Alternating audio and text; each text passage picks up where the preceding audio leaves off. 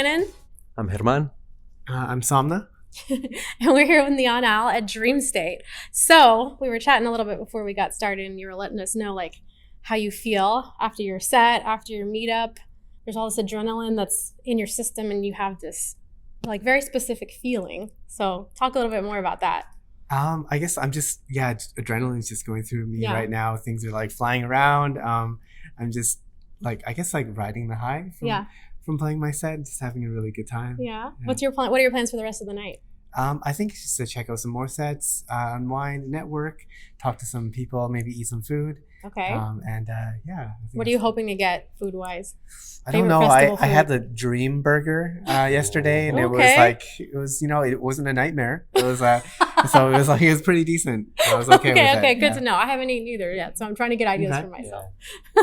Okay, I want to talk a little bit about your album Satellites. Space-themed journey, and there are a wide variety of songs, and it's really, really cool. I feel like that it sounds like you, but the songs are so different. Like you have Warrior with Emma Hewitt, which is beautiful. You have Light Your Darkness, which Richard Durand remixed. You have The Woo, which is this dark techno-y sound. Yeah. So how do you do that, and what was the story you wanted to tell with that album? Well, I guess the story was like the reason why I called it Satellites is I wrote it during the pandemic, and it was kind of like the love letter for fans that were there for me, supporting me as I started streaming. It was kind of like we were like beaming it through like satellites and connecting while we were stuck at home. So that's kind of like where it came from. Musically, like I didn't really go in there with like a set plan. I was just like, at this stage of my career, I just write what I enjoy, and I think that's the beauty of writing an album is I can kind of experiment a bit, and I find I have in the past like kind of chased trends with like my productions, and it just doesn't make me that happy. So being able to just write whatever I like, and if people like it, then great, was probably the best way for me to approach writing the album and my future music as well. Right, I love that. So I know it's probably like picking a favorite child, but do you have a favorite song on the album? On the album, that's a really tough one. I think it might actually be Not Too Late with Sarah De Warren, just because it's probably one of my most like complex productions, because there's a lot of elements in there. There's also a drop that the second drop's kind of like a melodic bass drop in a way, and working with Sarah on that was just amazing because she's such a great songwriter. Yeah, I love that. You talked a little bit about, the production, and you're no stranger to Neon Owl. You know that we're big on artist production and development. Queen Owl, has interviewed her herself way back in the day. But Herman is an aspiring producer, and he has some more specific technical questions when it comes to production. So I'm going to hand it over to him. Yeah, absolutely. Yeah, so, working on my craft, trying to, and, seeing your productions and, being inspired. So it's awesome. I'll be able to ask you questions. But like during the beginning stages of learning how to produce and all that, what was the first thing you picked up? Like so I started producing in like 2005. So it's been a while. Yeah. And I started with a program called Acid Pro. So it's very old school. Yeah. And Reason. Because I didn't like the timeline on Reason, so I'd use the timeline from Acid Pro, and then but then I started to use Cubase, which is what my main sequencer now that I use, and I could rewire together Reason and Cubase because I liked Redrum from Reason. Then I realized that Cubase I could use. I'm getting really technical, and I'm using Battery for my sampler, and then I was like, I don't need Reason anymore, so it's just all Cubase. Yeah. Did I lose the sight of the question? It was like no, I mean that's what we want to hear, like the technical. I mean, I like geeking out on the production and softwares and all that. So Reason, I ended up actually during my beginnings using Rebirth Reason, like the propeller hits. Yes. So, using the cracked version, the demo would go out, and that's how you learn fast, right? Yeah, but that's cool. But then, like you said, you need like a DAW that will handle more. Yeah, because Reason, I think now they allow third-party plugins, but at that time they didn't. So you're kind of stuck with using the onboard, synths that they have on Reason. So that was like the biggest downfall, I think, for Reason, and that's why I moved to Cubase. Yeah, awesome. Cool. So, before doing production, were you already doing picking up instruments? That you grow up. Yeah, so I'm Asian, which means my parents are like, you're playing piano or violin. You So I played violin. Oh, violin. Okay. I took piano for like half a year, but I think I just like I wish I kept with it. But I was like, oh, I'm bored, so no. But now I regret it. And I quit violin after like I went up to like grade 8. I played in an orchestra as well too, and I was cool. like, I hate this. Probably because my parents were like, do this. Then my parents were like, yo, you're gonna regret this, and I was like, no, I'm not. Now I'm like, I regret it. So my parents are right. At that point, were you composing or writing things, No, recording not at yourself? all. No. No, I was just I played violin, guitar, drums, and trombone. Cool. So rhythms. And yeah, I played in like a rock band for a while and stuff like that. But like we made a couple like rock songs. I remember one was called like "Talking to Yourself." I remember nothing about Talking. it. But yeah, it was like the Blink-182 sort of era. Okay, yeah. So it was just power chords like the whole time. But so yeah, it was. I didn't really get into producing until about 2005. 2005 when you got the Acid Pro. Cool. Yeah. Cool. So the violin and I mean all that training, helped out on making your melodies now in production. Yeah, I would love to pick up violin again and start like playing again and recording it. Yeah, and I mean performing it on live sets and all that. Yeah, I mean I have some exciting plans that I want to implement in the future. That I don't know if I can. I can't really talk about right now. But stay tuned. Stay tuned. Yeah. Keep your eye out. After these commercials. Bust out some jazz flute. Yeah. Well, on your Twitch stream, you bust out the. The Ultimate Tony. Yeah. The thing is like all the dogs in the neighborhood are like, what? Cool. And so learning new technology has been changing. Going from Acid Pro to Cubase, and there's always new technology evolving, and along with music production and the sounds. So with that, what are some new technologies that have surprised you recently that are like, whoa, like my production has changed now because of this new technology, VSTs or plugins or something? Or I mean, that's a really good question because I know there's a lot of like AI assisted stuff now with like mastering and EQs and stuff, but I haven't really like dove into it yet. I'm like, I just stick with like my like FabFilter EQ, but then there's like, I think there's like Soothe is like a really good EQ, and I think there's like some sort of maybe AI element where it helps you identify the peaks and kind of adjust it for you and stuff. I think it's stuff that I would like to dive into more because I think for the longest time I was like, ChatGPT, I'm not going to use it. And then like for the record label for Ava Recordings now, I go in there to like type like track descriptions for our releases, and I'm just like, ChatGPT is life. Nice. So, that's like 1 minute. No, it's like write me a three sentence description of an uplifting trance song with vocals, with a euphoric melody, and then ChatGPT is like, yo bro, I got you. Time saver. Yeah. Cool. So with Twitch, you've been streaming and building a big movement with it, like you have a lot of followers. Was there a point where you started realizing that it was becoming big?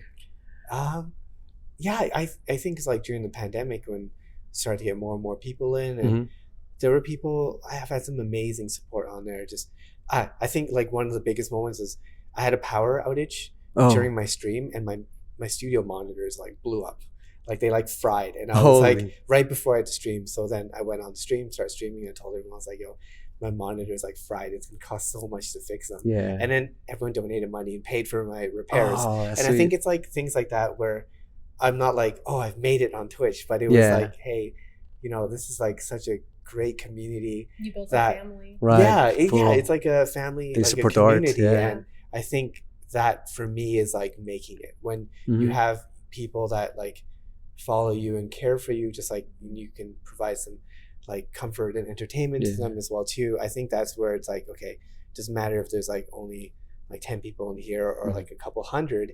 This is success to me. On Twitch is not the numbers, but just like starting stream and seeing people come in and get excited to to interact with you. Yeah, because you're doing what you love and they're loving, the art. Yeah. It's allowed me to be like really weird like on stream, like kind of bring out like my personality and stuff. Yeah. Amazing. Amazing. It gets kind of weird on my stream. Yeah. It's very weird. It sounds like McDonald's. it sounds like a lot of fun. Yeah. So you've already teased that you have some exciting things that you can't talk about coming up in the future. But when you first started out, first started the Twitch thing, first started even producing even further back, did you have the intention of I want to make it big? This is what I want to do for a career? Was it a for fun hobby and then it turned into something more? Like, do you expect to have the success you have right now? I first started DJing kind of like I went to like underground raves, and I was like, I love this. This is amazing, the great feeling. But sometimes the DJ is not playing like the songs that I love. And then I was like, I want to be up there playing the music that I love. So then like I bought some turntables and stuff.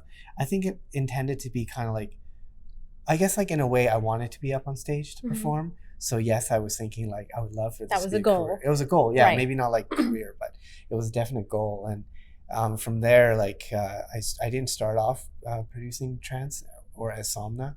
I had a different alias way back in the day, doing like hard dance and stuff. And I think the moment where I was like, oh, you know what? I have a couple of agencies that want to sign me, and I'm going to move to the UK and do it full time. I can make a living out of this. Then I was like, okay, maybe I can do this as a career. And I quit my office job. It's like the best feeling ever. And then I moved to the UK for 5.5 years, doing music as my hard dance alias, which is roadie style from way back in the day. Okay. Wow, that's amazing. So if you could pick, you've had some collaborations with some major heavy hitters already, but if you could pick a dream collab, who would it be? Actually, okay, so there's this vocalist I've been dying to work with for the longest time. And we didn't know how to contact her. And then my publisher was like, I think she's really expensive. I don't know if she's even gonna do like trance, because she does melodic bass stuff. Okay. And she's done vocals with like Dabin and Midas and stuff like Midas. Yeah, I think, and Jason Ross and stuff like that. So I actually finally, it was like maybe like 3 days before Dreamstate, we finally connected, and I'm starting to work on a song with her. So I can't say who it is. You can't say who it is. Oh man. Because like I don't know. Okay, what so if one of your dream collabs is coming to we will soon find out who that is. Well, there's like always a chance that I'll do a really shitty job, and they'll be like, "Yo, we're not collaborating anymore." And then we go back to this interview and be like, "Yo, yeah, we'll clip that part out." Somna said he was working with so and so. I see what happened there. No. So, I highly doubt that's how it's going to turn out.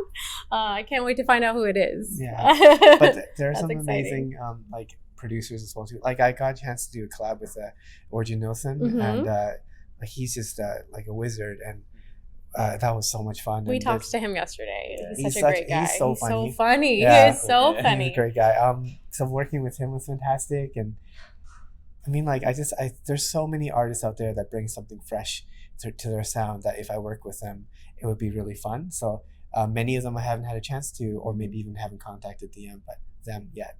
But there's just so many people I love to work with. If you could get crazy and collab with somebody outside of the EDM world, who would it be? Porter Robinson, probably.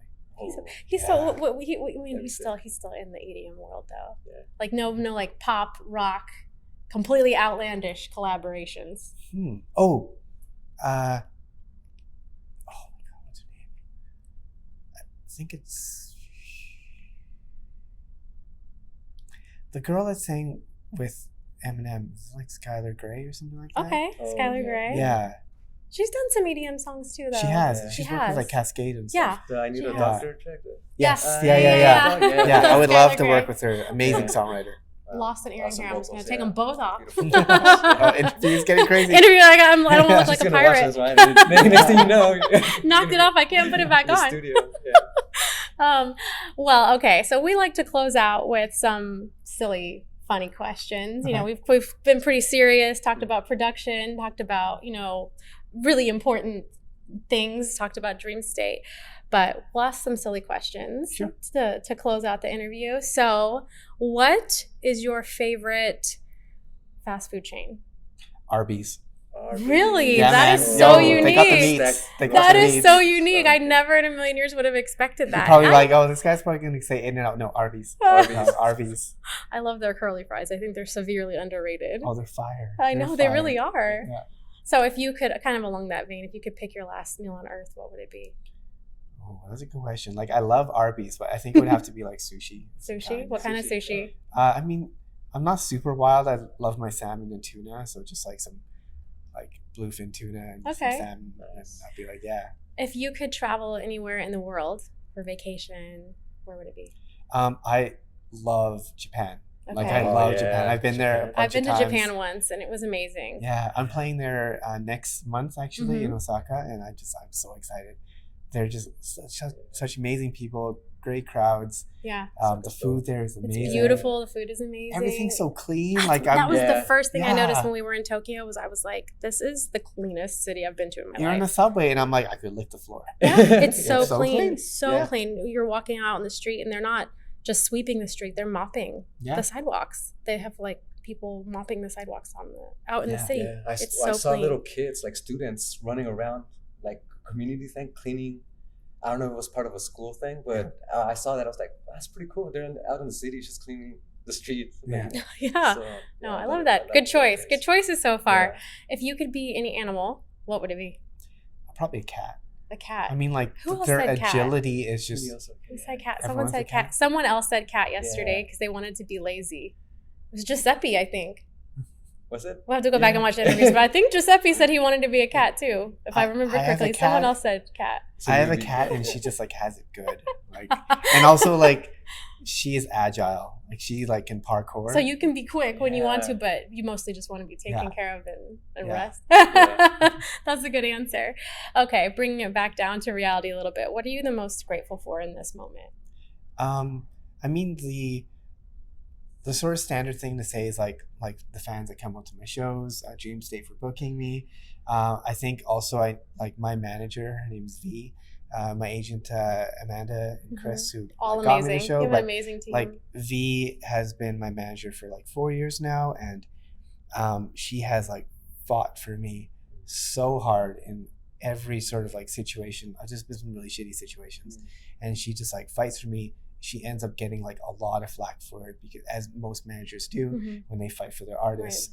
And I think she's like the real like unsung hero. Mhm. So I'm just grateful that she has kind of like, you know, just been working with me, like from albums, just like after me. And, Well, she's a mom. I got to talk to her about that yesterday too. So I feel like when you're a mom, y'all are her babies. Like, you're her baby, so she's gonna stand up for you. Yeah. So it's good that you have people in your corner like that. Are there any final words you would like to say to aspiring artists and your fans and anybody else watching? For aspiring artists out there, I just like to say that, like, you know, work hard, just work hard, be nice to people, you'll get your chance for sure, and just keep putting in that effort for sure. Nothing comes like right away, and it's not easy, but it's not impossible as well too. So yeah. And then for the fans, like, thank you so much for being there for my set, for being there for me for like Twitch and my music. I appreciate you guys so much. And thank you so much for being a part of this journey with me in my career. I wouldn't be where I am if it wasn't for everyone, including the fans that have been supportive of me. So Yeah, you built a nice little family like you talked about. So I think it's really sweet. well, I love that. they built it and it welcomed me in. So Right. I love that.